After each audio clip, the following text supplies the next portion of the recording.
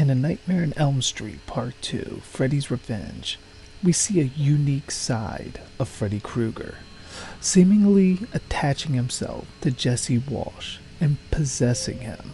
Freddy is eventually defeated by Jesse's girlfriend Lisa, who with her love was able to exorcise his spirit and free Jesse from his grasp. But after re-watching the film, I started wondering, aside from living in Nancy's house from part 1, what made Jesse so special?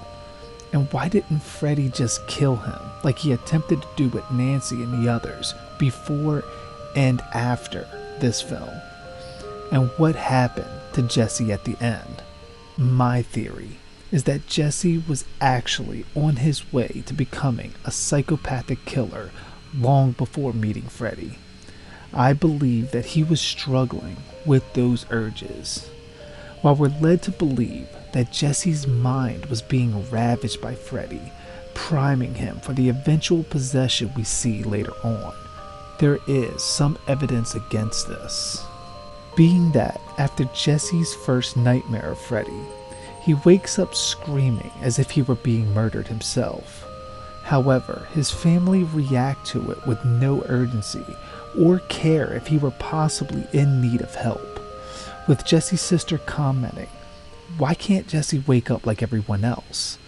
Making me think that this has been happening for much longer than we know, and Jesse's mind may be way more twisted than we may have realized. As the film progresses, Jesse's encounters with Freddy become more and more intense, but all of them involve Freddy wanting to form a partnership of sorts, asking to kill for him, and to even try his glove on for size, even going as far as to tell Jesse that they both have special work to do, and how Jesse is the body and Freddy is the brain.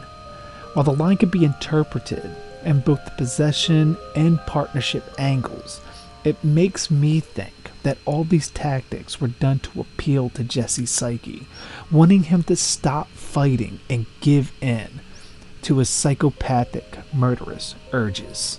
Later on, Jesse is seen waking up in the middle of the night and randomly deciding to go to a bar that his abusive gym teacher, Coach Schneider, frequents. It's almost like he wants to get caught, which he does. This results in what I believe was going to be Schneider raping Jesse after tying him up with jump ropes he grabs while Jesse showers, but was stopped by Freddy. As Schneider is strung up, Jesse doesn't even look remotely scared by the invisible force dragging his teacher, tying him and whipping him with towels. As the steam thickens, a figure walks forward that we're meant to think is Freddy Krueger, but if you look, you never see his face, and his posture is very much like Jesse when he walks. While it looks like Freddy claws Schneider's back, my theory is that it was actually Jesse dressed as Freddy. I believe that much like how the glove materialized on Jesse's hand over and over, I believe Freddy formed his clothes on Jesse's body as well, to get him more into the role of a killer, which Jesse subconsciously agrees and baits Schneider into a trap created by him and Freddy. As Jesse then reverts back to his naked self, he snaps out of his bloodlust and notices he's still wearing the glove and screams in horror, only to be brought home by police, believing Schneider's death to be another nightmare, or so he wants to believe. Afterward, Freddy continues to, in my opinion, recruit Jesse. It's not until Freddy decides that Jesse has too many emotional ties to his friends and family that he tries to physically take over. First attempting to kill Jesse's sister, which he fails. Then his friend Grady, who not only he kills there, but along with many other unnamed victims at Lisa's party.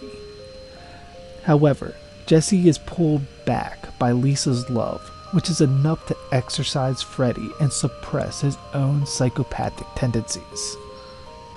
However, at the end of the film, we're led to believe that Freddy kills Lisa and Jesse as the school bus drives off-road like at the beginning of the film.